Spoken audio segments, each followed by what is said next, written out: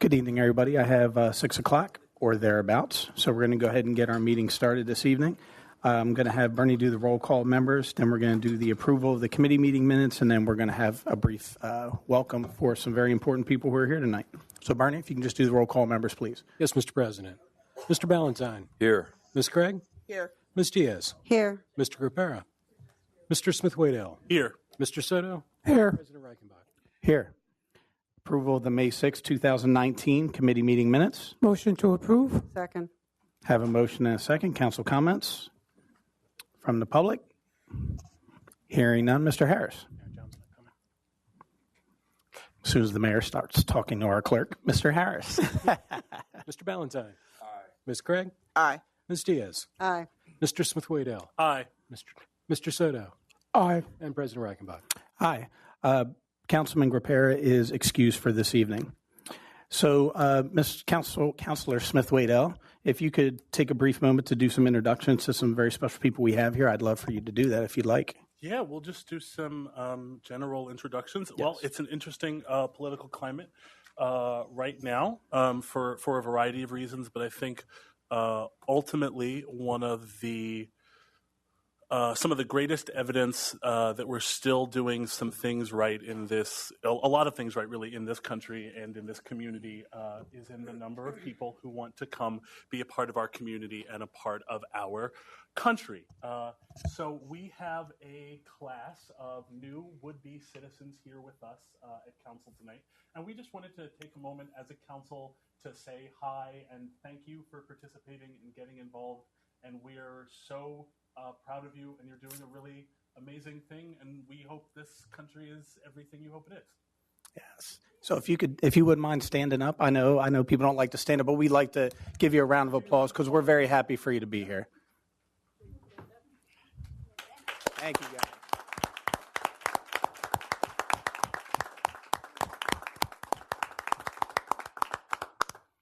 And a big thank you to their instructors. I don't actually know your name.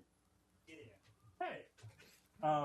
Just because that's you're doing some of the most important work out there. So thank you guys. Yes. And if you have any questions along the way, please feel free to ask. We'll certainly talk you through if you have any questions. So thank you for being here. We really appreciate it. And congrats early on. Congrats. So we will move on to Personnel Committee. Again, just to remind council members to please try to talk into the microphone for our viewers at home, which we're recording right now. So Personnel Committee, Councilor Diaz, if you could start. Yes, President. I have Denise, Freeman, and Lloyd Henry nominated for reappointment to the Fire Code Appeals Board. Are they here? And Denise is. Yep.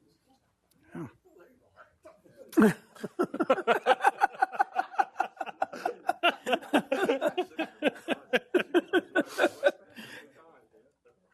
Okay. Does any of the committee members, I made a motion to move it forward. Second. Awesome. Is there any questions for the committee? Any questions from council? Any questions from the public? I basically would like to move this then to the committee meeting for next Tuesday. All in favor? Aye. Aye. We also have Nicole Vasquez nominated for appointment to the City Revitalization and Improvement Zoning Authority.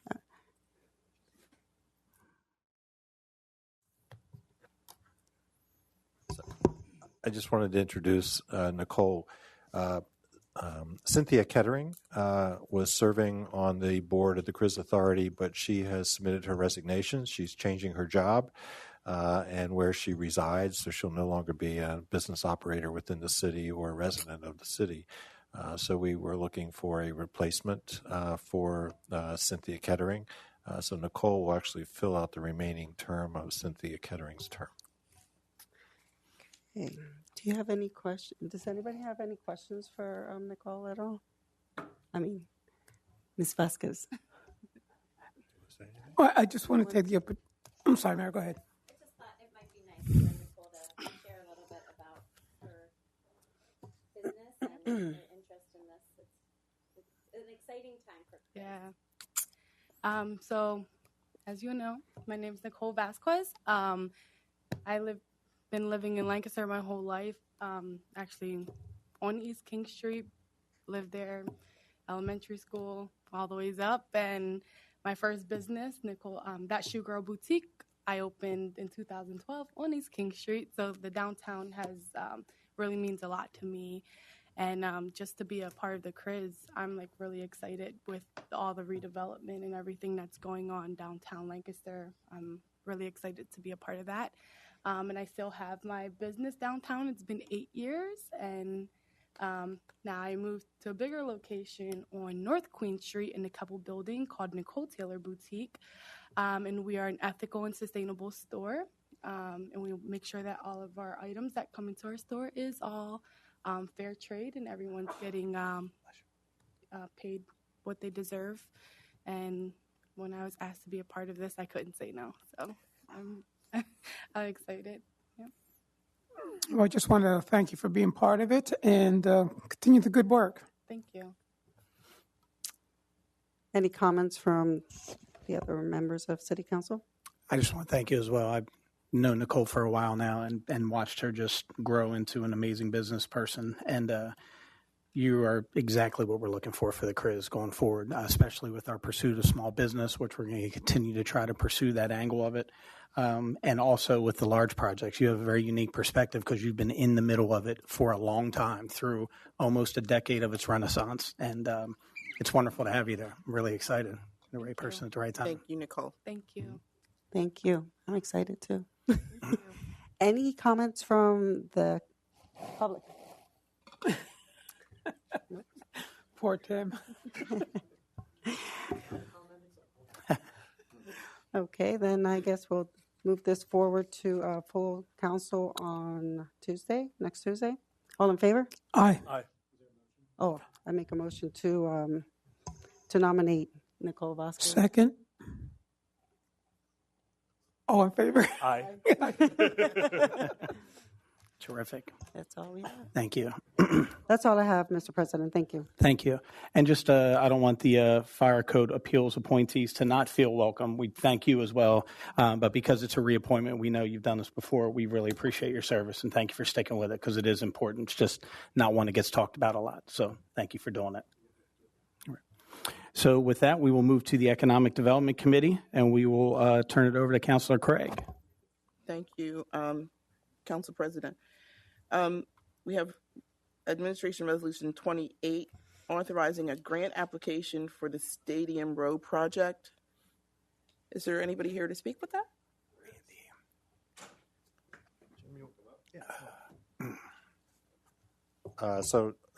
Jim Schultz is here representing the developer, Second Strong and Detweiler.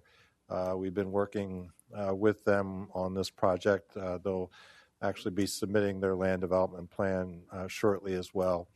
I'll tell you about the program, and Jim can tell you a little bit about the project and how it's proceeding. The program is called the Industrial Sites Reuse Program, and it's a program that provides state grants to the city, and the city can then pass through those grants to a private developer to do environmental assessments of properties as well as potentially remediation if it's necessary. So this is kind of the first step. So you're actually acting as a pass-through. The city has to be the applicant, and then it can pass through those grant funds to the developer. The developer is providing the match as identified in the resolution. And Jim, you want brief comments? This is a property, This is a property you may or may not be familiar with because it's got some storage sheds on it at the current time, and those would be demolished, and that's what creates sort of the need for the assessment because there were industrial uses at that location and in and around that location. And Randy can tell you from past experience in terms of dealing with the baseball field in that area that there were issues in terms of environmental contamination. So what happened was the family who bought the property, Lusher family, has in fact done the first phase. So now we're in the process of doing the second phase. So as a result, we can get monies, as Randy said, from the state to in fact provide for that assessment to be completed. Our intention is once that assessment is completed, we know that there's going to be some recommendations for remediation, and the family is prepared to pay for those remediation, Whether or not we go through the city to get the remediation is still up in the air because there's a bunch of legal stuff that has to go through, and I'm not sure we're going to necessarily do that. So the point being is we're only asking right now for the assessment money, which is about $33,000 in terms of the overall cost of $44,000. Whether or not we come back for a couple months for remediation is still problematic. And just so you know, this is basically the forerunner to, in fact, build the first new construction apartment building in the city of Lancaster in 56 years. We're going to build 104 units, new construction. Most of the apartments that have been done, of course, have been taking existing buildings. So this is a situation where we're going to build a new building, and we're going to have an apartment building of 104 units of various unit sizes and price points. So, what kind of remediation? I don't think that's the right word. It is remediation. It is. Mm-hmm. What kind do you think you're going to run into? Well, we know there's arsenic there. Arsenic is something that's endemic to this area. So you always run into arsenic. So one of the things that you have to do then is you have to cap that. So capping means literally putting a concrete surface down. So putting the surface down for the parking area and putting the surface down for the building itself, that will cap that issue. So we know we're going to run into that issue. And we intend to deal with it, and it will mean capping it. The specific types are not quite known yet. It was a construction site, so it was the former Warfel Construction Company was located there. Where the apartment building is primarily where they stored materials and vehicles and things like that. So there could be something from that. There could be something that migrated into the site that was unrelated to Warfel, but came from adjoining sites, whether it was the Norfolk Southern Rail Yard or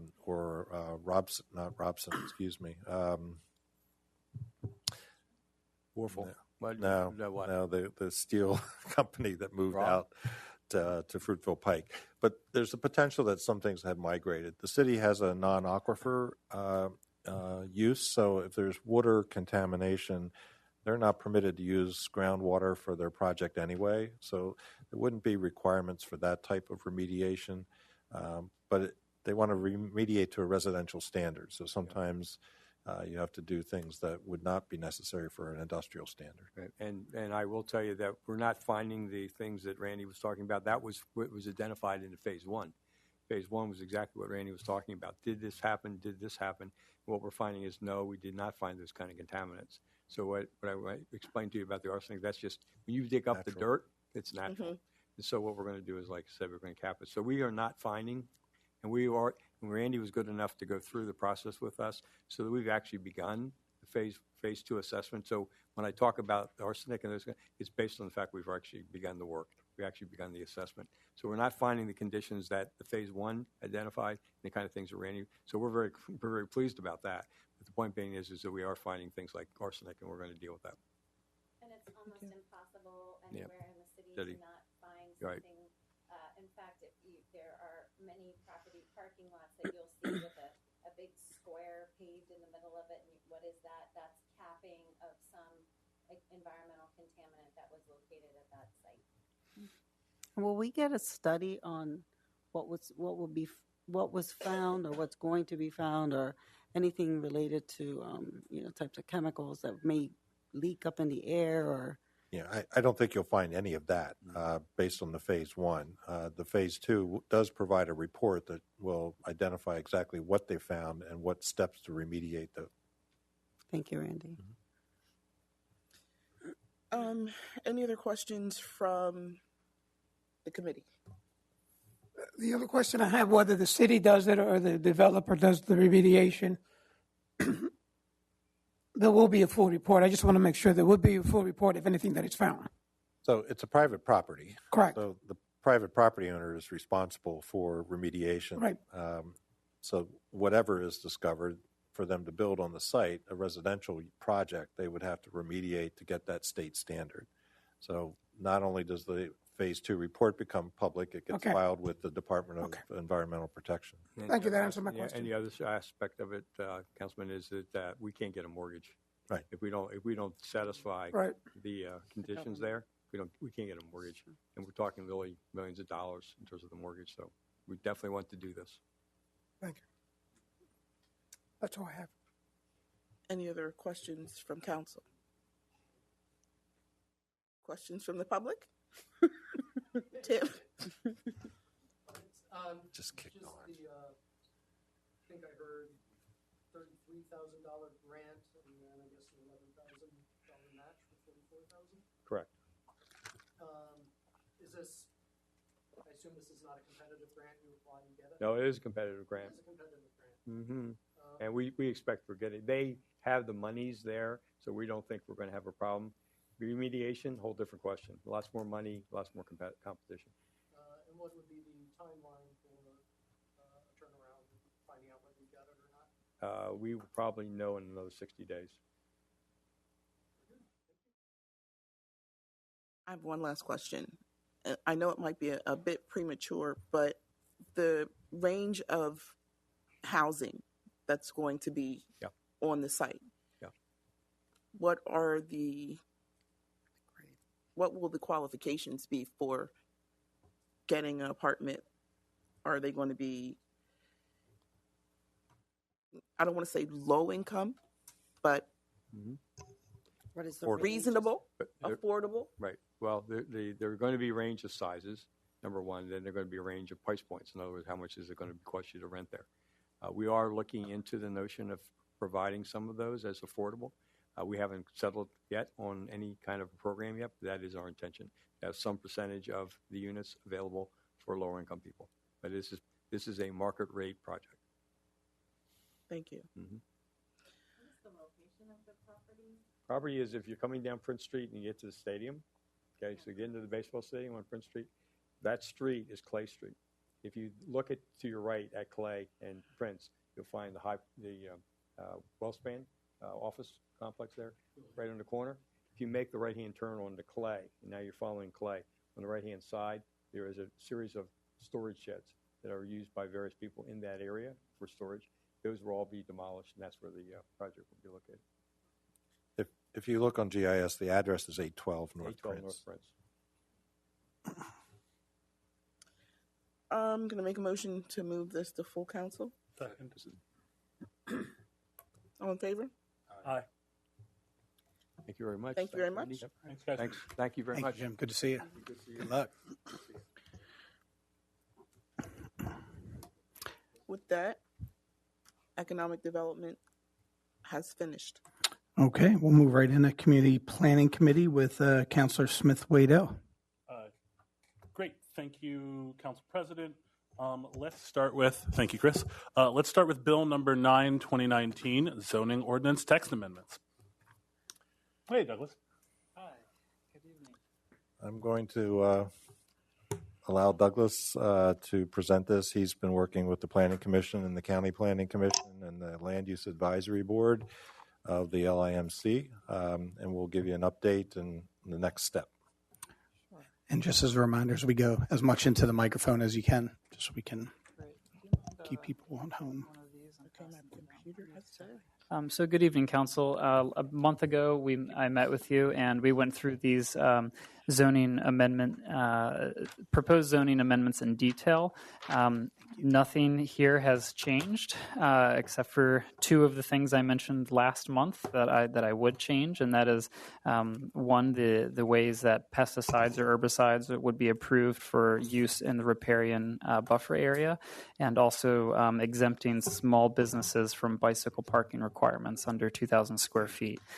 So those were discussed at the last meeting. The text has now been changed, so you have the what would be the final ordinance for that's being proposed. To a couple other developments since we last met, the Lancaster Intermunicipal Committee. They have a land use advisory board that reviews these zoning text amendments. I did get a letter from them saying that the proposed changes are generally consistent with Growing Together Regional Comprehensive Plan and the Future Land Use Plan and Policy Framework Plan. In addition to that, the Lancaster County Planning Commission provided advisory comments on these proposed text amendments.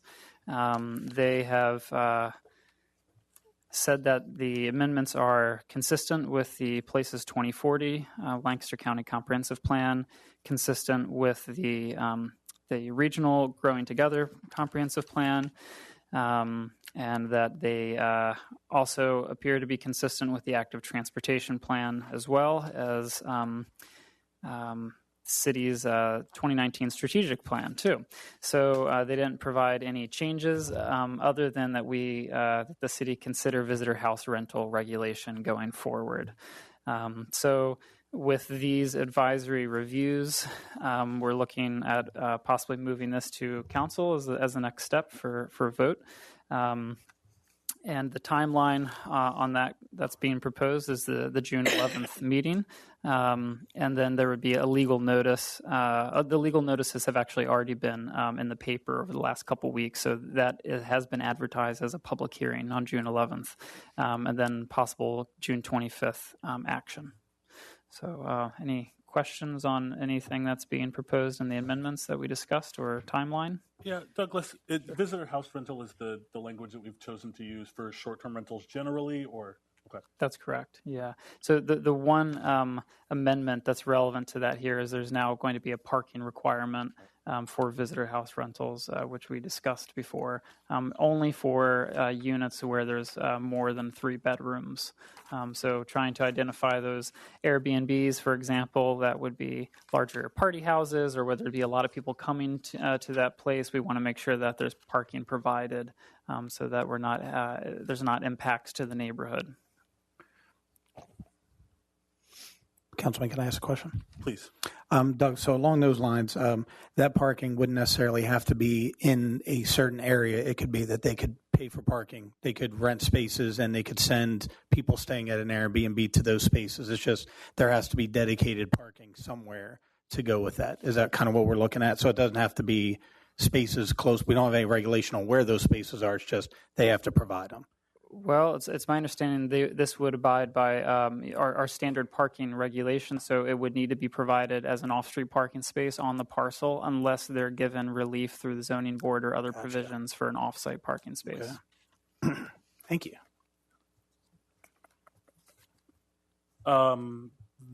Any questions or comments from the committee while I read through these again?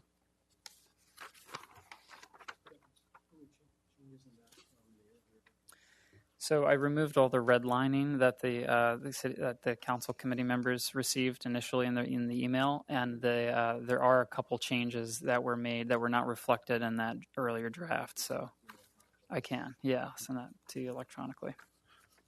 All right, thank you, Douglas. Any questions from council as a whole? From the public? I think we've kind of discussed everything that's happened here previously. I'm happy with it, and I assume the rest of my committee is happy with it, but we'll find out just now.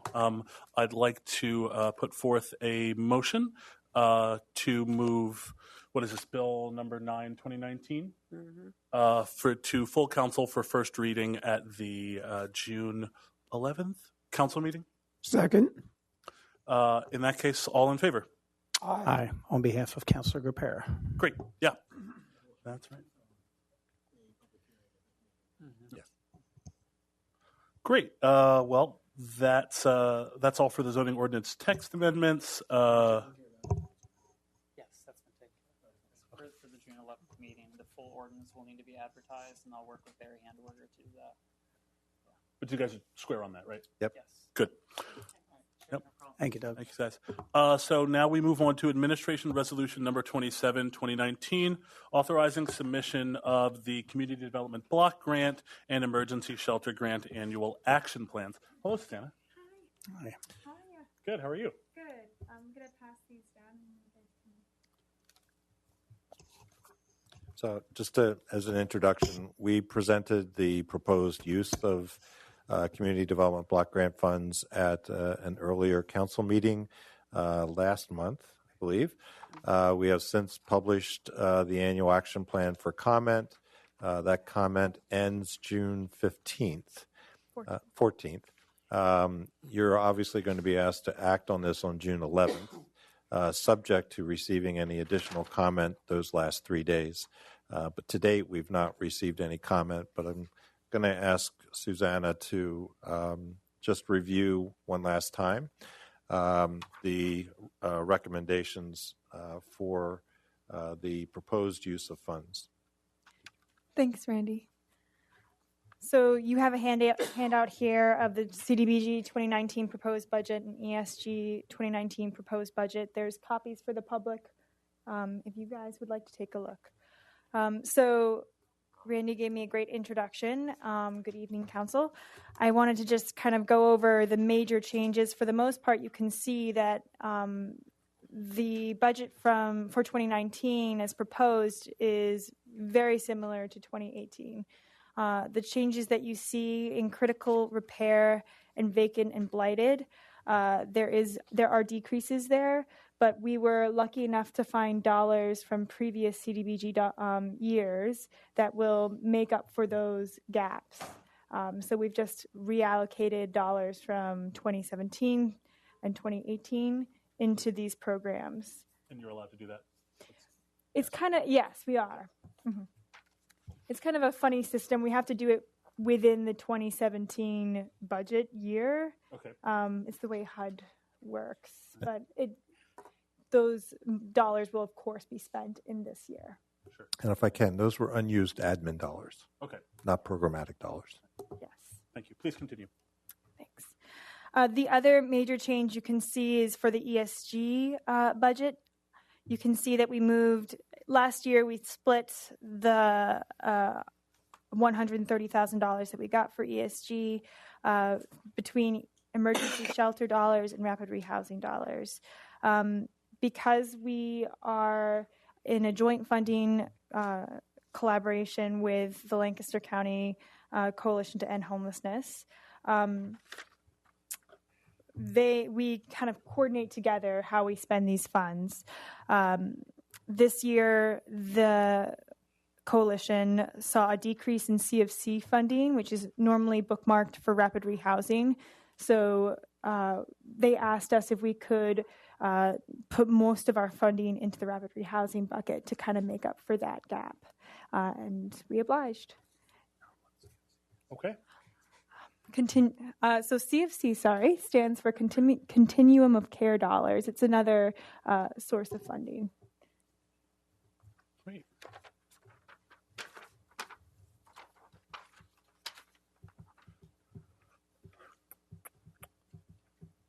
Are there any other questions or comments from the committee, or do you have anything else to tell us about Susanna, Randy? I do have just one comment for the public. I have a public meeting on, it's been advertised for June 7th, this Friday in this room, from 3 until 5. If the public has questions, they can feel free to attend. Did you get that, Tim? Great. Great. Any other questions from the committee on Resolution 27? From council as a whole? From the public? Just want to make sure I understood what Susanna said. So on goal 1 and goal 2, goal 1 we went from 1,987,000, but that other funds are being used to get us back up to 1 million. Correct. And same thing for goal 2, getting us back up to 100,000. Yeah, and if I could clarify, so the same dollars, CDBG dollars from previous years, so when we were given CDBG dollars in 2017 and 2018, we bookmarked some dollars for admin costs, but didn't spend those dollars. So we decided to reallocate them into program funding. Also implies the city is being efficient administratively, which sounds like a good thing.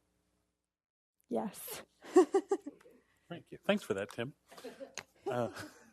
Can you just speak briefly, just for the sake of the assembled public, to the importance of the submission of the action plans? Absolutely. So it's a requirement through HUD.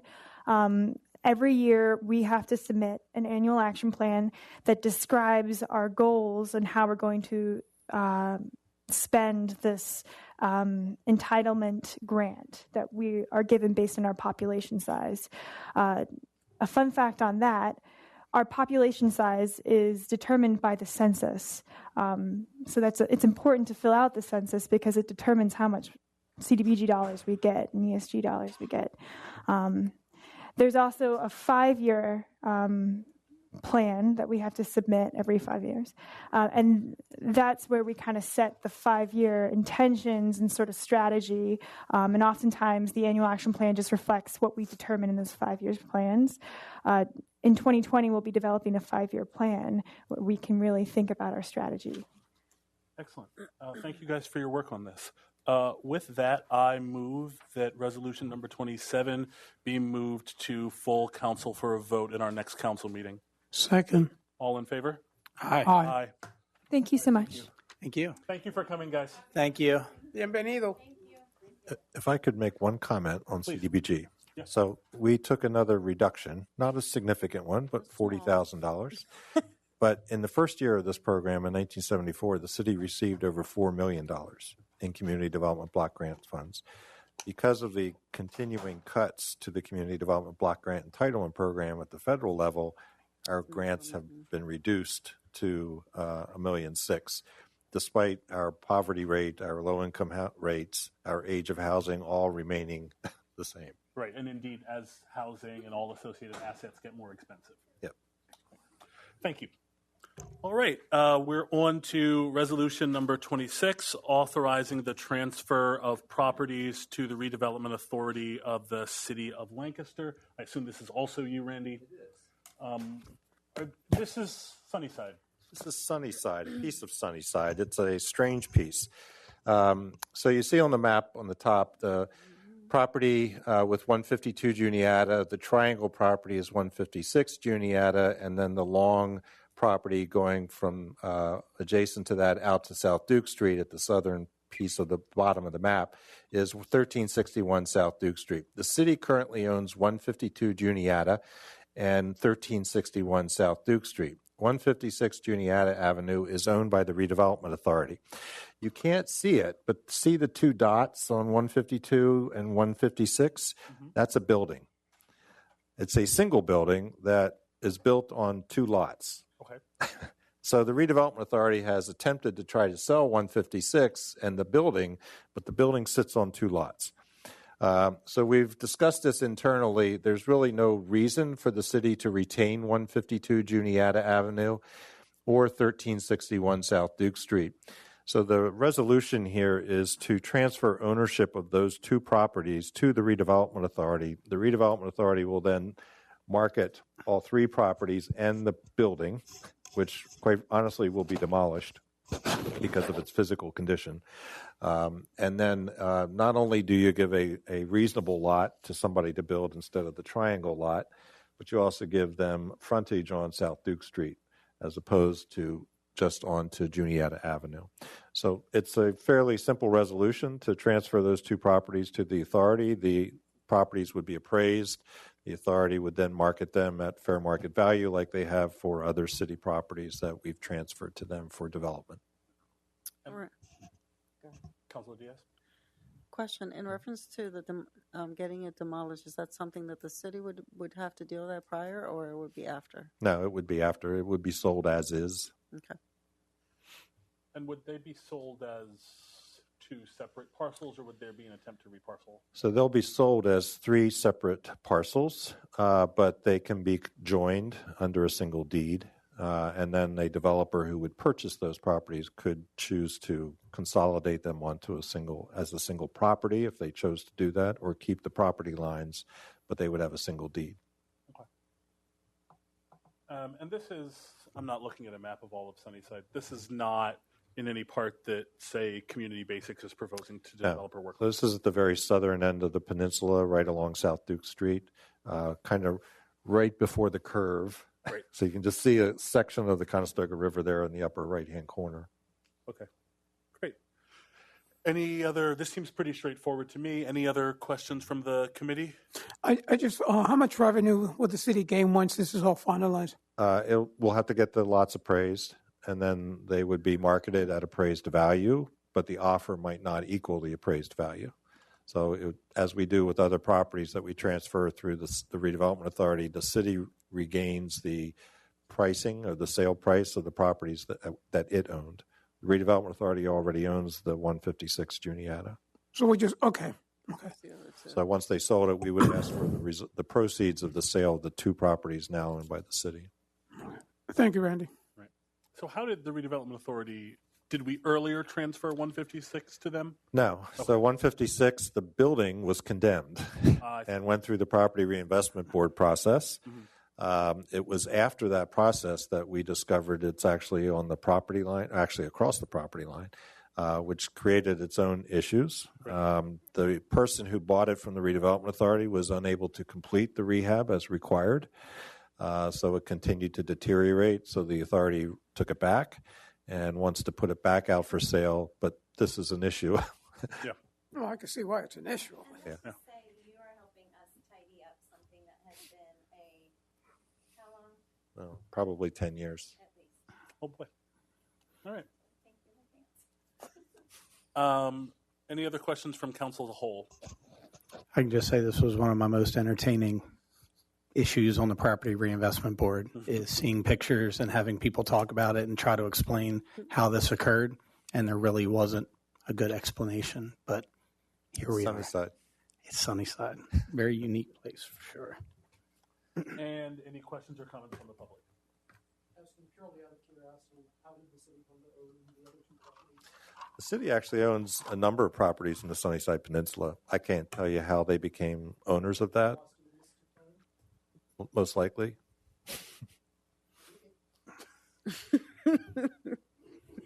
But this is part of,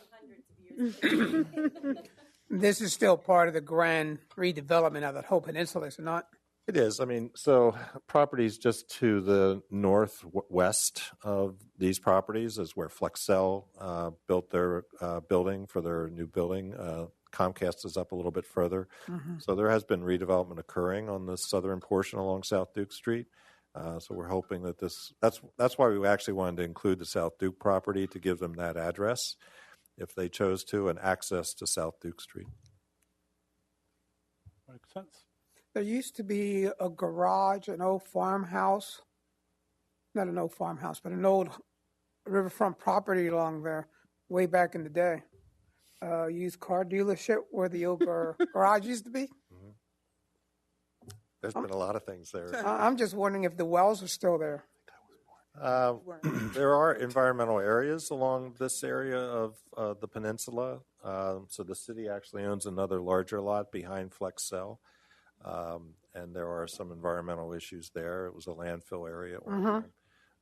So there are lots around here. Just like 812 North Prince, there will have to be at least a phase one done by somebody before they would get financing. I just love how nobody went with Councilor Soto on that one. Nobody acknowledged that they knew what he was talking about because it's that long ago. Like, no, I don't know what you're talking about, Pete. I'm sorry. I used to work in the old Soto program, and we used to, for the city, we would go down there and clean that whole area up every year. I remember. Man, Pete, you're old. Yeah, yes, I'm old now. Thank you, Randy. Thanks, guys.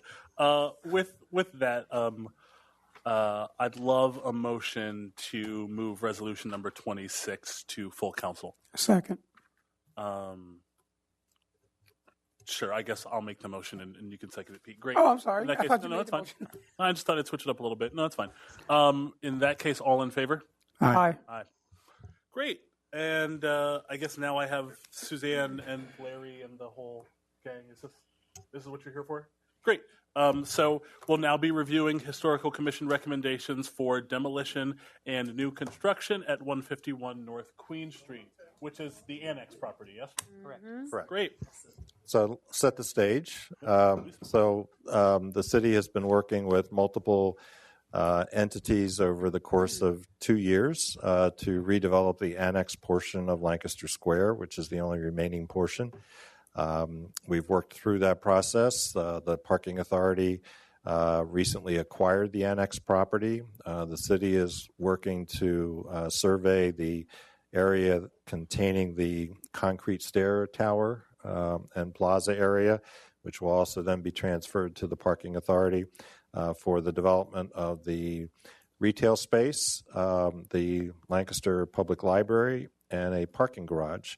Obviously, we need to demo the property to do that. Normally, we would come to you at the same time with a recommendation from the Historical Commission on the design approval. Timing here is kind of important. We're still being stretched, even from timing as it is today, to the opening of 101 North Queen, which we were hoping to avoid, but we won't be able to do that. But we still want to move forward. So there's asbestos removal that's being done now, being covered by the CRIS Authority, and then demolition. So I'll turn it over to Ted and Larry and Susan. Okay. Good evening. Theodore Vidoc with Hamill Associates Architects. The application that we had presented to the Historical Commission was a application for approval of the demolition of the Annex property and a conceptual review of the proposed structure that's going back with the request that we be approved for demolition, as Randy had mentioned, in advance of the final approvals of the land development and final building drawings so that we can proceed with demolition and maintain our schedule. I have some drawings and photographs of the property I can put up on the projector if you'd like to see them. Yes.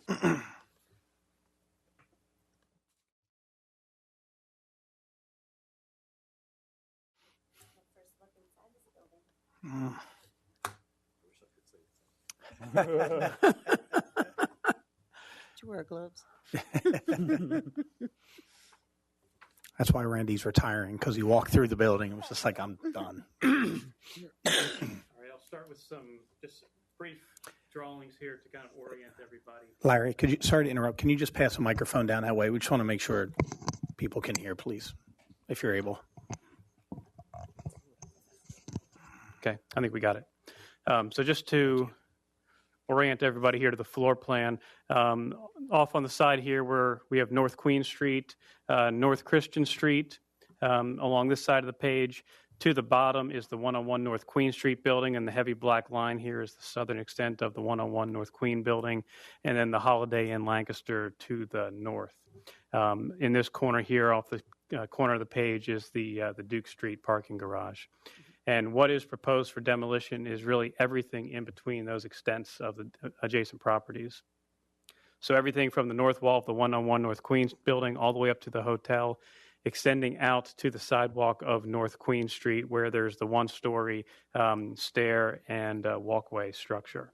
So we're proposing everything there to come down, including this little connector here that is only visible from Chestnut Street, looking down at the turnaround valet parking area of the Hotel Lancaster. And that will be very important for the Christian Street bikeway to connect north to south.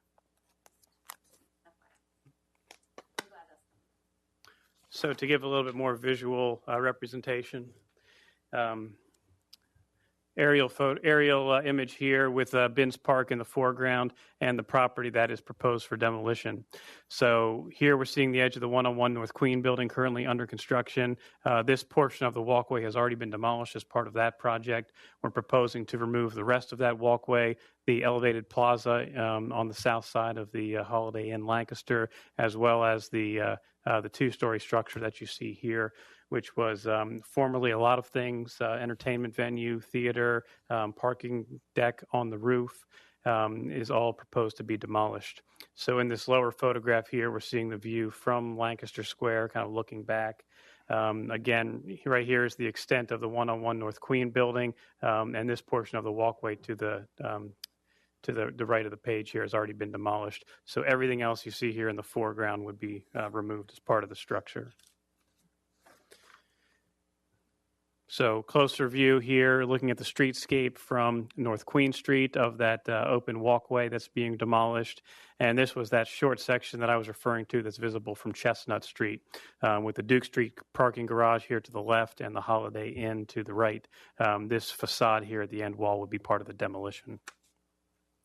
Continuing to work around the building here. This is the North Christian Street facade. To the very left here, you're seeing the edge of the 101 North Queen building. You're really kind of standing here with Marion Street Court to the back of the photographer. This is the facade of that annex property that would be demolished in its entirety. And this photograph here on the bottom is the view from Duke Street looking down that walkway with the Duke Street garage on the right.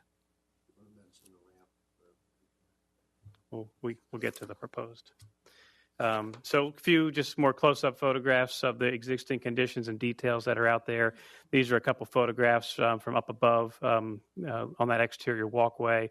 Again, as was noted by Suzanne Stallings, the city's historic preservation specialist, in her review comments to the Historical Commission, this is not a historic building. So what you're seeing here are modern materials, cast-in-place concrete, aluminum storefront, metal panels. And continuing around the current condition of the rooftop deck, there's still, or the rooftop parking level, there's still light standards up there from the when it was used as the parking structure. And to close here with just a few photographs of the interior. The interior is really not purview to the review of the Historical Commission, but again, just to kind of illustrate some of the conditions that are seen in there. It's modern, it's newer materials, it's been compromised, and it's in a state of deterioration. So we're not talking about a attractive historic interior with character-defining features and materials. I am in a public meeting being recorded. So to just talk real briefly about what's being proposed in its place, and I know this image has gotten a lot of play in public meetings recently, but this is the intent of what's going back.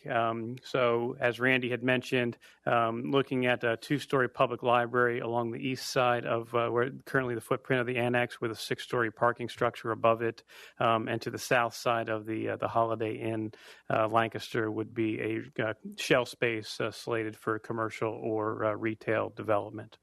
So this was what was shown to the Historical Commission for the intent of the facade from the Queen Street side. They did have some good comments during the conceptual review that we're currently taking into consideration. Yes, and this is what we refer to as the back of the building, but Larry refers to as the front of the building. As we look at the parking garage structure from North Duke Street. So again, this is kind of intended to give an overall view of the building and the different components. To orient you here, we have East Marion Street in the front, the Duke Street parking garage, and the drive on the south side of the Duke Street garage. The intent is that the entry to the new parking garage here that would be located above the library would be an entrance off of North Duke Street, going on a ramp that's going up and entering the building at the third or fourth floor above the public library, where we connect to the upper levels of the parking structure. So all of the pedestrian entrances would be focused to the north Queen Street and the Lancaster Square side of the building, with the vehicles being relegated to the rear. So the material palette that's being used on Larry's side of the building here is a little bit more subdued, looking at a precast concrete structure. Some of the comments that were made from the Historical Commission was to look at bringing some of the screening of the garage back to incorporate it into here to create a little bit more of a cohesive whole. But generally speaking, these are kind of the overall components that are being proposed to go back in its place. So as you can see, the scale of the project that's going back in its place is substantial. We did give some consideration and thought to looking at the existing structure and whether that could be reused for a variety of reasons. Concerns about the structural integrity of that structure and whether it could handle the added loads of the parking structure on top, as well as the condition of the structure as it's out there on the site today, really just proved that wasn't a viable option, more for reasons of feasibility and structural integrity than anything else. So that has led us to the application that was put before the Historical Commission to demolish the building in its entirety and reconstruct the project that you see here today. So again, the request is for approval for demolition so that we can proceed with the project, and we would be coming back to the Historical Commission. The plan is in August for a final design submission for their approval on the new construction. Great. Okay. Okay, I'm formulating some thoughts, so I'll open it up to the rest of the Community Planning Committee. Do you guys have any questions, comments? I do have a question. How do we look at controlling traffic coming in and out of that garage with not even a quarter of a block traffic intersection? The only thing, my answer to that today is we still have to go through the land development planning process, but that's the best location. So you don't have cars exiting out of the Duke Street garage there. They're only entering the Duke Street garage. So the next exit point is down at Marion Street. So you don't have any through streets that are entering Duke Street at that location, but it will be in front of the Planning Commission for the land development planning approval process. And traffic is one of those issues that we'll take a look at. But we didn't want to bring traffic in off of Queen Street. And the angles don't really work to bring traffic in and out of Marion Street. Thank you, Randy. Part of the design also takes the transaction point where people are taking tickets, swiping cards, paying to the top of the ramp right before it enters the garage. So the length of the ramp from Duke Street, essentially for the entire depth of the block, is available for queuing, be it vehicles entering the site or exiting deck onto Duke Street. Is this going to change function, access, or egress from the Duke Street parking garage at all? No, we're maintaining the entrance that's on Duke Street, and underneath the ramp, we're able to get enough clear height that we will maintain the Duke Street and exit that would be underneath this ramp and funnel onto North Christian Street. Right, and you can't really see it, and then obviously there's space for the bikeway there. Yes, the intent along North Christian Street here would be, I think I have a plan that shows that, but the intent along North Christian Street would be to open up that piece of construction that's currently connecting the annex to the Duke Street garage, put in place most likely removable bollards similar to what's out around the Central Market right now, so that if a delivery truck needed to come through there would be the ability to do so. But the intent would be to open that up as a pedestrian and bikeway. Great. Very nice. From council as a whole. Just to clarify, the demolition has been approved unanimously by the Historic Commission. Correct. Just wanted to point that out. But also, I think it says a lot when you read through the Historic Commission notes that they are had feedback, but also were willing to do that unusual step because of the fact that there is a timeline here, but because of the scope of the project. So it was nice to see that from the Historic Commission that they gave it its due review, but also did that. So. But also, I just wanted to thank, as a library board member, having it enter into the third or fourth floor and be relatively above the library from that angle is significantly helpful to the library as a whole in their functionality, because having cars that would have been coming through right at the level of the library constantly could have been an issue. So the design is certainly helpful for the functionality of it day to day. So it's appreciated. Councilor Diaz. I had a question. How many spaces for parking? Right now it's about 300 cars. That's ebbing and flowing a little bit as we refine the design, but 300 is the working And how number. many are rented from the condos that are going to be? The condos actually won't lease any of those spaces unless they have extra cars. There's parking for the condominiums, the residents on 101 North Queen, underground of 101 North Queen. And they actually come through Chestnut Street, They'll right? come off of Orange Street. So if you look at the 101 North Queen building today, standing over at the Rite Aid, you'll see the entrance to the parking area. So it's only the commercial tenants of 101 North Queen that would be the potential tenants. So we'll have traffic coming down North Duke, and then we'll have traffic for both sides to get in for parking. I'm not sure. So, like, for example, that's the entrance. And the exit. This is the entrance and the exit. Okay, so we actually have the traffic that it's going to be coming through, to go in through there, and then the other traffic to get into the parking for the condos, which is on the other side. Off of That'll Orange Street. come in and out on Orange Street, not Okay. on Christian. So, just to follow up on Councilor Diaz's question, though, how many of the parking spaces ostensibly will be leased by the Holiday Inn? You want to address that? Microphone. In the new facility? Yes. Yeah, initially none. Okay. So that will all be, because they're opening up more floors, right? Yeah, they have a lease in the Duke Street garage. That will cover all the new rooms they're opening up? Correct. Okay. But that cover them actually right now. Okay. There may be opportunities because of the proximity of the garage for overflow for events and things like that on off hours. Okay. But as of now, Duke Street garage accommodates all of Holiday Inn parking. Right. So last year there was some talk of, though this is not immediately material to the demolition, there was some talk of some, maybe like 20 or so, am I totally off base here, city vehicles getting stored in the new, being able to park in the new garage, or? So city vehicles currently park along that alley, Right. along between the Verizon and the Duke Street, and park on the street. I mean, we can potentially look at that as a possibility. We would lease space like we lease space elsewhere. Sure. Right. Did you, I mean, if you want to say something, Larry, go for it. Yeah. Yeah, I mean, yeah, there's city vehicles along the long side of the Duke Street garage. I mean, I think initially we would probably look to see if we can move them into the Duke Street garage Okay. versus the new facility. Right.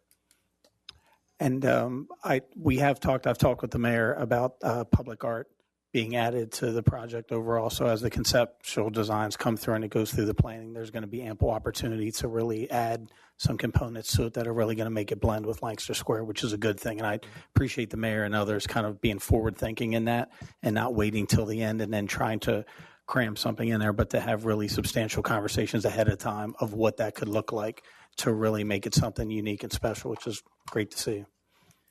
Yeah, we're still early in the design phases, and to that point, there is a subcommittee that's working and going through the artist selection process right now.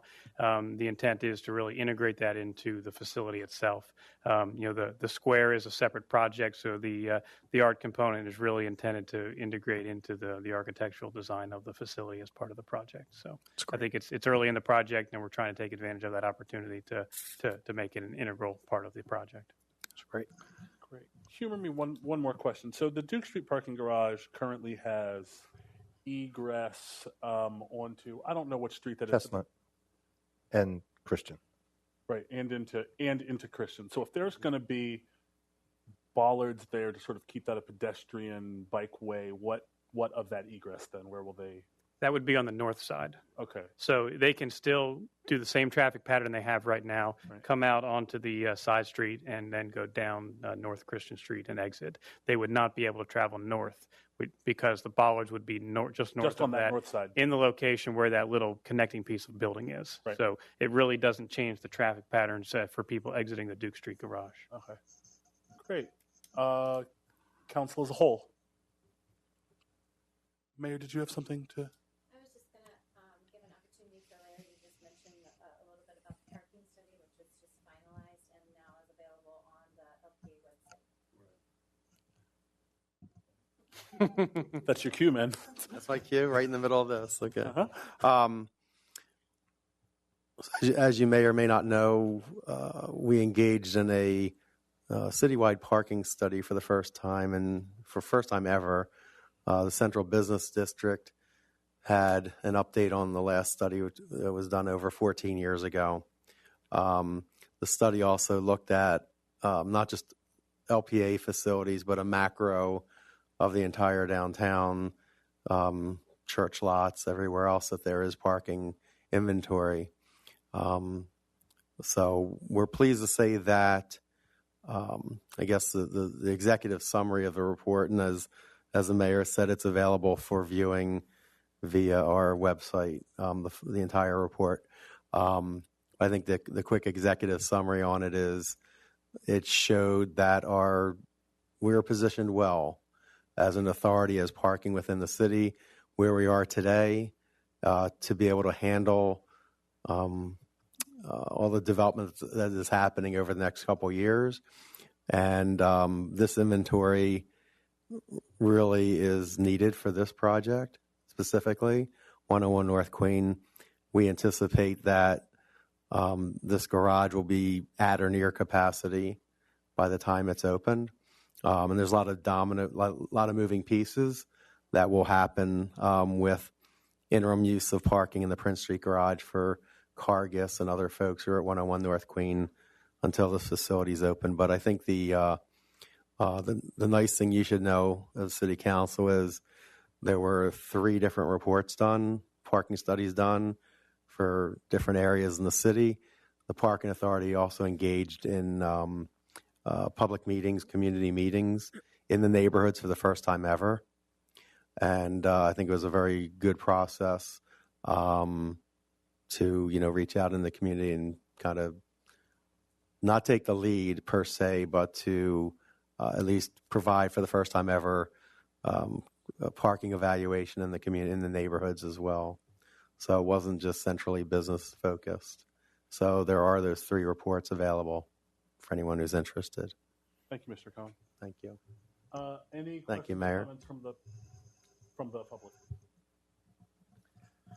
One last comment from my side. Please. If this isn't demolished this year, it becomes a 50-year-old building next year.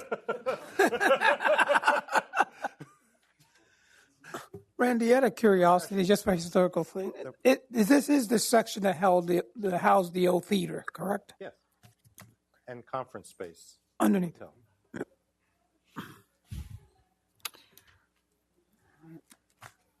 Great. Well, in that case, I will make a motion to move the recommendation of the Historical Commission to full council for our next meeting. Second.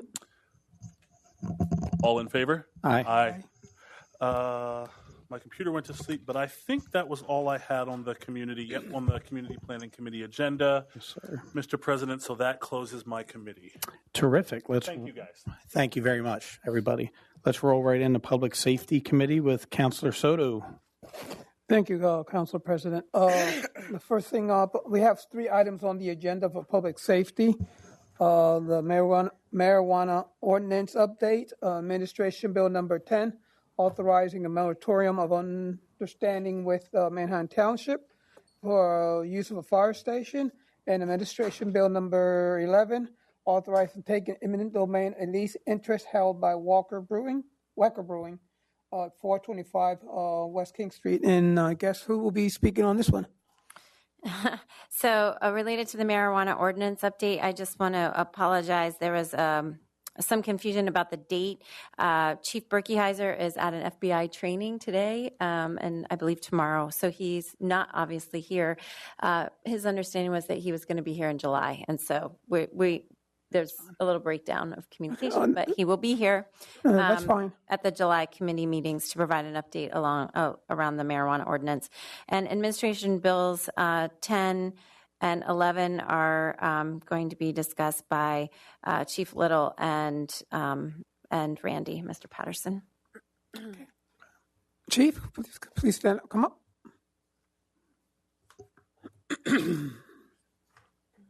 We're getting our money's worth from Randy here at the end, aren't we? We sure are. I think this is by accident. It's not. Okay, so we're going to be discussing As far as you know. number 10. Okay, we'll start with number 10.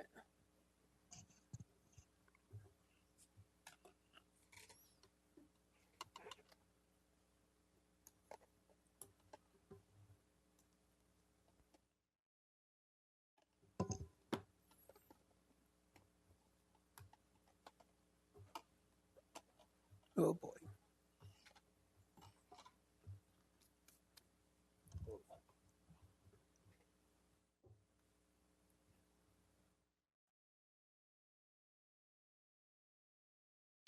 All right, Council, thanks. So we're going to discuss here about the memorandum of understanding with Manheim Township and the use of one of their fire stations, which is located at 1396 Orchard Street. And that's the black dot there in the north there. So what we're going to do during the time is during construction, we have to redeploy our resources and displaced due to the construction on our current sites. It's going to require us in an MOU with Manheim Township to utilize that firehouse and move one of our engine companies to that location during the construction.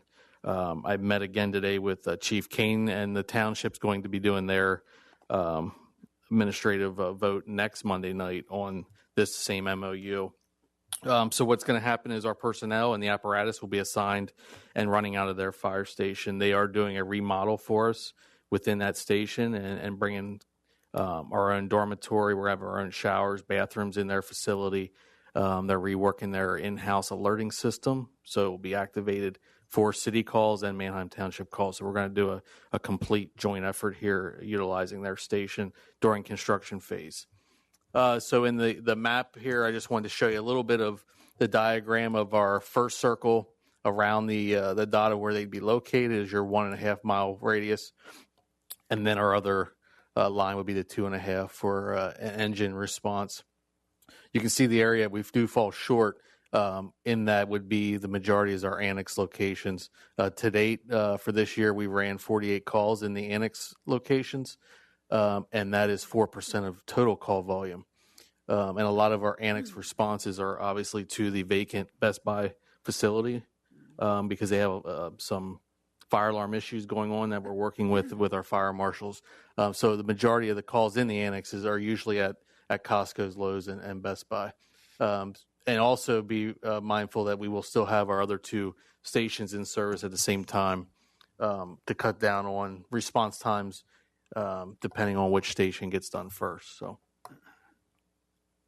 any questions on that? Any questions from the committee?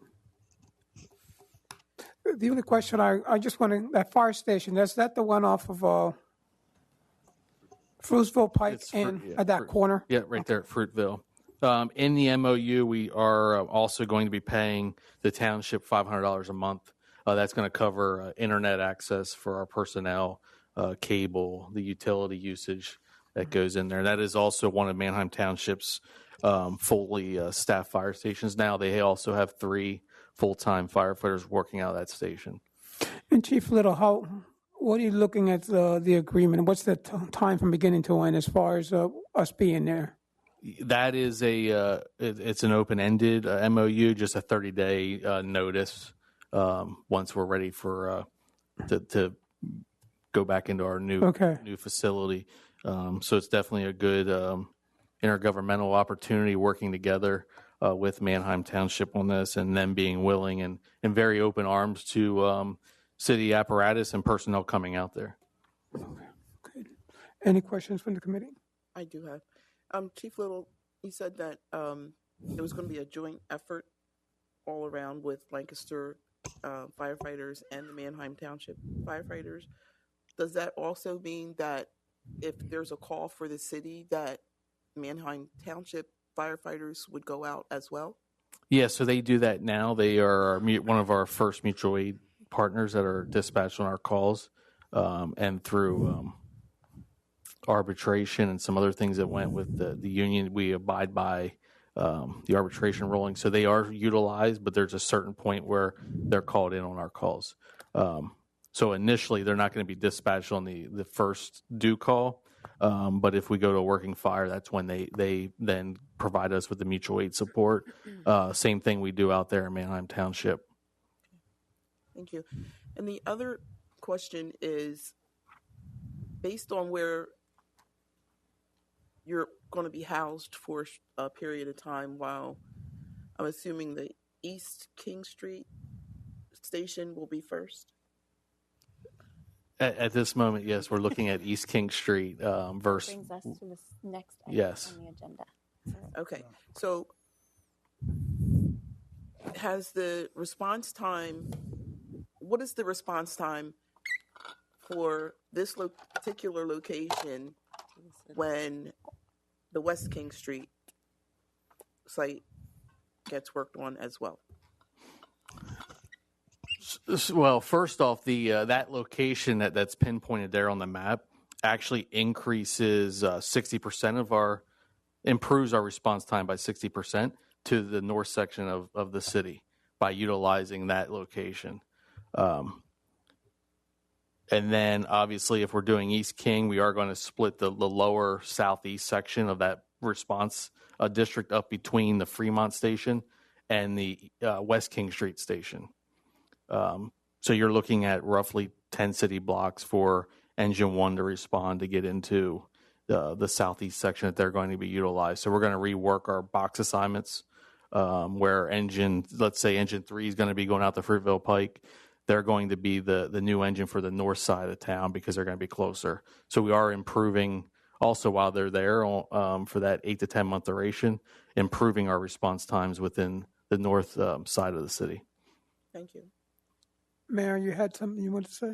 I just, this is unprecedented, this level of cooperation between Manheim Township and the city, and I want to thank Chief Little for his leadership in working with Chief Kane from Manheim Township and the receptivity, of the Manheim Township commissioners has been really awesome, and I think we don't see enough of this, and so it's nice to Well appreciated. be in this place. Anything else from the council? Any questions from the public? Yes. You mentioned a remodel. Is this a temporary or a permanent remodeling? The remodeling of the Manheim Township station? Yes. Yeah, they're actually they went through some full remodel last year. So now what they're doing is next month they're going to redo the shower bathroom facility that the city personnel will be assigned to. They're redoing the dorm room with new fixtures and paint. So they've been very receptive. And also with their alerting system, they're also taking on that burden of that call. So they're going well above and beyond to house our personnel and making sure we're at home with their personnel. And it's My follow-up question, is the city going to be paying for any of this, apart from the $500 a month? $500 Yeah. per month. Wow. And I assume that the remodeling will subsequently be able to serve whatever they want to do? That's correct, because after we vacate, their potential of putting on more staffing as they increase their fire department. So it's something that they need done anyways. That facility on Fruitville Pike is also around 60 years old, so they had some upgrades that they needed to do anyways for their personnel. And I would just say we went on a tour of the facility, and it's very nice. Like, it's large, it's spacious, and it was pretty remarkable that it was so well suited for another department. Just the way that the partitioned area, like we would have a separate sleeping quarters and so on. So it's pretty perfect. Yeah, it's a really good opportunity for us working with them and just continue to build a relationship with Manheim Township Fire Department. Do you anticipate taking occupancy? If we stay on the current track, we're looking at to start construction for the new fire stations August to October timeframe, and then that's when we would relocate out there. So sometime in the fall? Correct. And we would stay there for both? Well, I know that we're doing first. Yeah, just the first station, and then probably we will house everything back in the city within that new facility while the other side of town's being done. And you mentioned engine company, I think. How many people are in an engine company? We have that engine. If it's engine 3, they'll have 4 personnel we'll send out to the Fruitville Pike Station. Chief, the agreement is open-ended, but how long do you anticipate actually having personnel staff there? 8 to 10 months is our time of the construction, and for us to retake over the property and come back into the city. Okay, then. At this time, I entertain a motion to move this to full council on the 11th. Second. All in favor? Aye. Aye. Now we move to the second item on our agenda, which would be Administration Bill number 11. Let's start, or you want me to start? So this might seem a little bit unusual. So the city owns the property. If you come in off of Grant Street, it's the sign, what was the city's sign shop building on the left-hand side. It's the white block concrete structure coming in off of Grant Street. You really can't see it too well from King Street, but from Grand Street you can. In the prior administration, the design of the potential fire station wasn't looking to use that facility. So Wacker Brewing asked if they would be able to use that facility at the time for warehousing and storage. There are some physical conditions with that building, water infiltration, and some other issues that need to be addressed. So because the design of the station at that point in time did not require the use, the administration entered into a lease with Wacker Brewing. It was a 5-year lease with 5-year extensions. No termination clause from this aspect of the city. The expectation was that the city would lease it to them, eventually subdivide it from the property, turn it over to the Redevelopment Authority, issue a request for proposals. Wacker would be able to respond to that request for proposals for other uses beyond just warehousing and storage. Working through the design of the new fire stations, that area is needed for the design of the new fire station. So while they do not own the facility, they do not own the land, they have an interest in that building, a real estate interest in the aspect of the lease. So because there is no termination to that lease on the city side for other than cause, so if they don't follow the terms of the lease, the city could terminate the lease. The effort we're going through here is using an eminent domain procedure to eliminate their real estate interest in that building, which is a lease. So it's not the city taking a property by eminent domain, it's the city eliminating their real estate interest in the use of that building for warehousing and storage. And if I could just further clarify, Randy, part of the consideration here is that even if we attempted to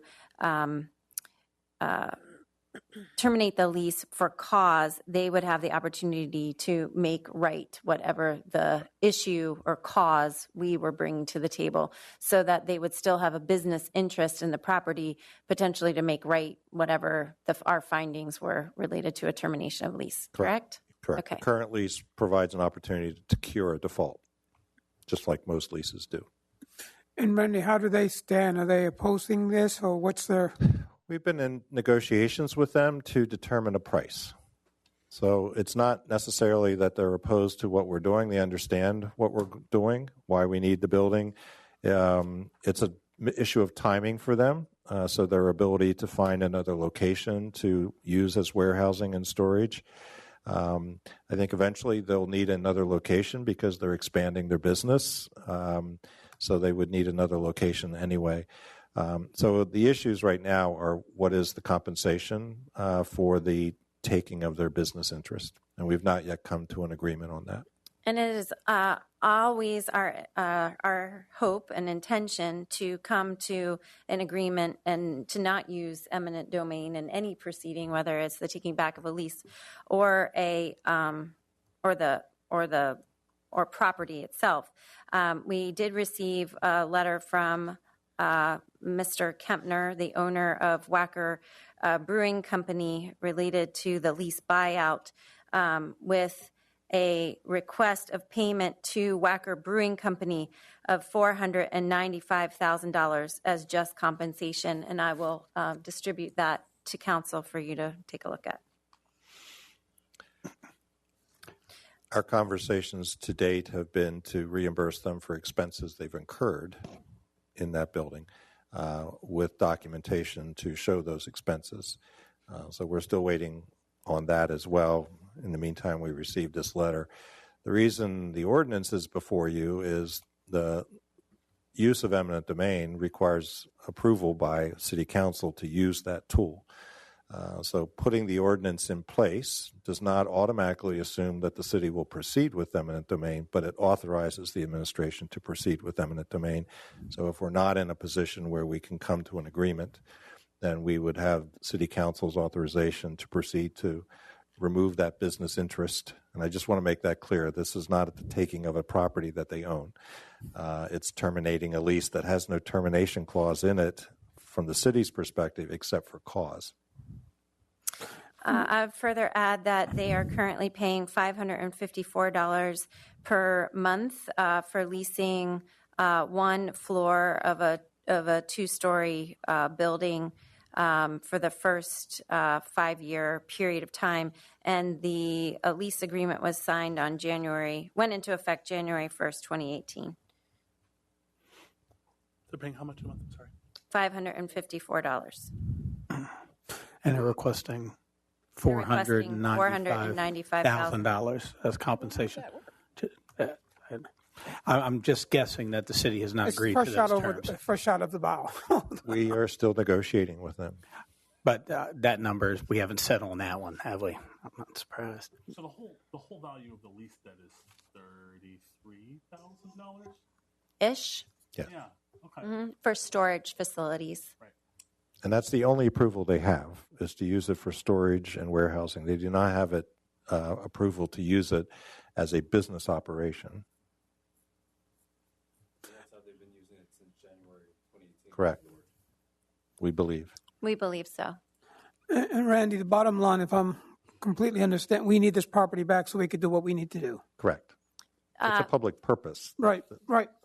This is why we are now having to consider starting with the East King Fire Station first, and we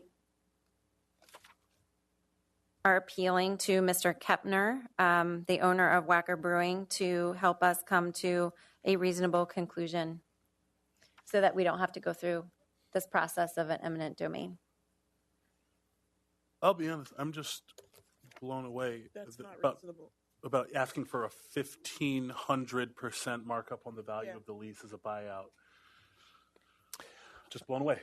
So my only comment to that, if you read the letter in its detail, it's more associated with the taking of a property and relocating someone from a property that they own. So there's a difference here in taking a business interest that is a lease as opposed to taking a physical property where someone is doing their business and operating that business and then relocating. So it's a little bit of a different perspective on what is a reasonable compensation. For example, if we were asking this of the Thistlefinch Wacker Brewery building and they had to move their entire brewing operation somewhere, we'd be having a different conversation. Yes. But we are not. We're talking about a storage shed where they could pick up which is owned by the city. Yes. And well, just to be clear, it's my understanding the city has been trying to work with the person involved here to find alternative uses. And also, my understanding is technically, if we look at the terms of the lease, there's language in the lease that talks about alterations and changes to the site itself.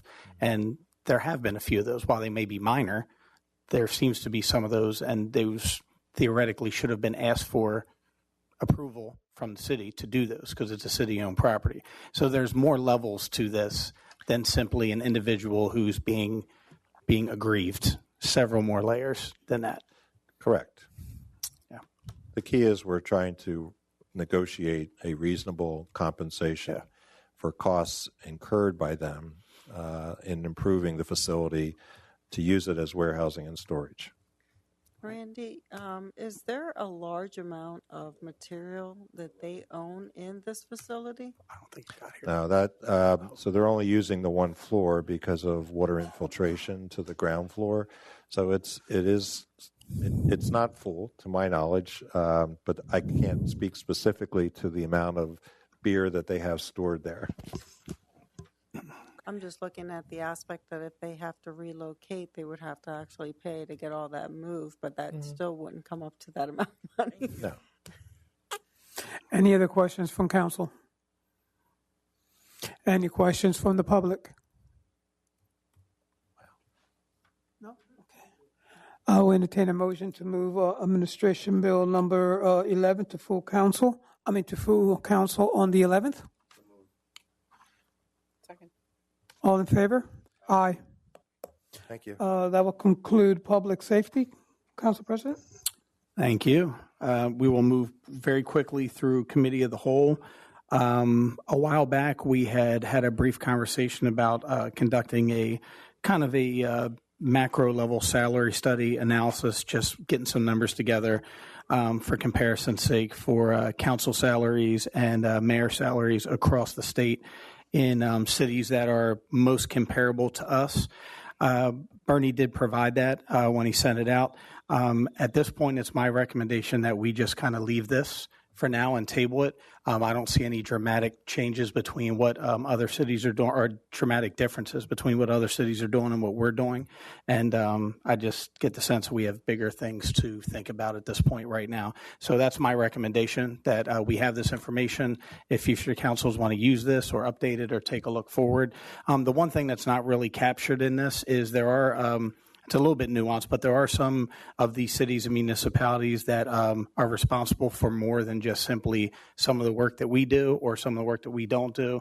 In other words, they might have more specific roles and more specific applications. So it's a little difficult to see it just based on the numbers, but we seem to be right in the middle at this point overall. So again, that's my recommendation. If there are other council members who would like to take this up or further the conversation, they're more than welcome to do so.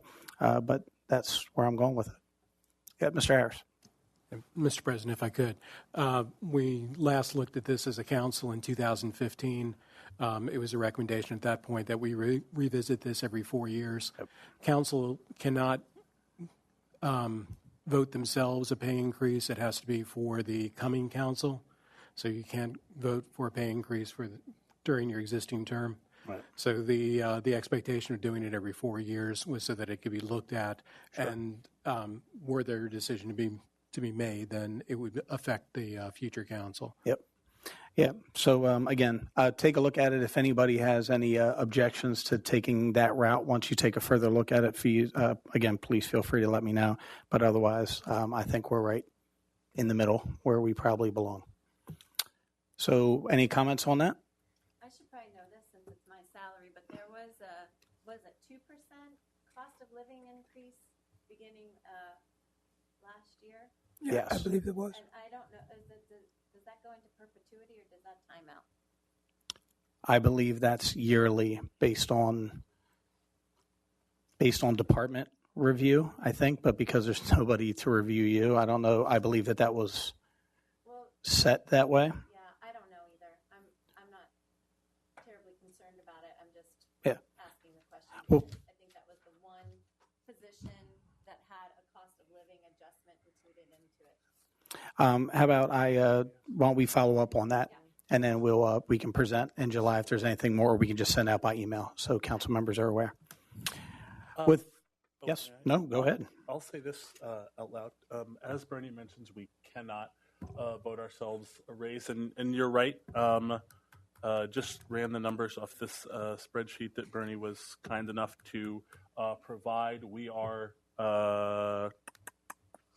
just below the average and just above the median, so we are kind of smack dab in the middle there. I will say that I think that this is a job that, as you can see, varies a lot in what it's paid, but also varies a lot not just from city to city, but from individual to individual, in how much time you can put into it.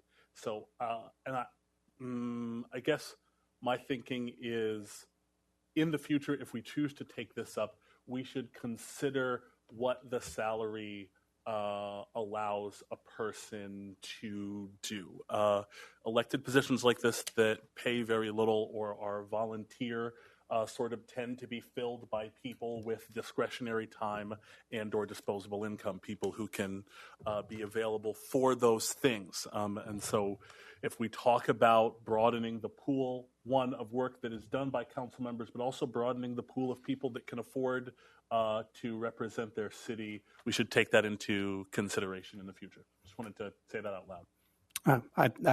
I would agree with you 100%, and I think that would probably include taking a look at some of the boards and other things that council members at this point are asked to take a part of, and if there would be a salary change, if it would get bumped up or there would be something specific done. I think there probably would be more of a look at an expectation of attending those board meetings as opposed to, if available, opportunities to kind of coincide with the salary increase. So I think you're right on with that. I do agree with both statements that have just been cleared on the table. All right. Well, with that, we'll close the committee of the whole and clerk's report. Bernie, we've been pushing you out of the way and not hearing this for months because we've been running late, but I think you deserve to be heard, sir. Yes, Mr. President. Just some of the usual things. Research and writing. Obviously, I did the research for that graph. I researched planning ordinances for the stormwater manager, delved into the 1962 code book for that. I wrote the Mental Health Awareness Month resolution that we adopted on the 28th. I researched, well, as I mentioned, I researched these salaries. I archived the minutes and agendas, and as part of my role with that, I'd gone back and taken a look at some of the agendas and minutes for the various boards, commissions, and authorities that are supposed to be sent to me, and realized that there were some that had not been sent, and followed up with that and archived more of those, specifically for the Historical Commission, Land Bank Authority, and Redevelopment Authority, and Zoning Hearing Board. Code inspection records. I was the recipient of several large scrapbooks of code newspaper articles and photographs that extend back into the 1960s, which are now resting on a shelf in the council archives room, which is becoming a repository of city history. We'll be running out of room there pretty soon, Bernie. Parking authority update. I did that. Outside events, the mayor's climate action plan presentation, I attended that, and the last actor transportation public meeting. Thank you, Mr. Harris. Busy as always. Bernie, I do want to say, I want to thank you publicly for the updates on the parking authority reports that you give them. They're very informative to me, and thank you. You're certainly welcome. I want to thank you for getting that resolution for mental health awareness. That was done quickly, and thank you so much. And you mentioned earlier, but I will take the hit on the confusion with the marijuana ordinance. I kind of brought that. I think that was probably me somehow along the way, so apologies for that if it was. June versus July. Okay. 2 last letters. Got it. So we will get a review in July, and that'll be fun. Resolutions, Pride. This is Pride Month. Do we have a resolution for? Actually, we're doing the Pride Month celebration this year on July 20th, so we're looking at doing that next month. Okay. To do it in July to coordinate with the event. With the event. Yep. Okay. Just don't want to miss that. Yep. I did hear from Karen Foley about doing the flag raising. I have to follow up about that. Does anybody here know if that date's been set? I have not. I assume it would be set by facilities ultimately, right? Like, because they have to. Usually, well, I'll follow up in my office. Okay. Good deal. With that, we are adjourned, everybody. Have a great evening.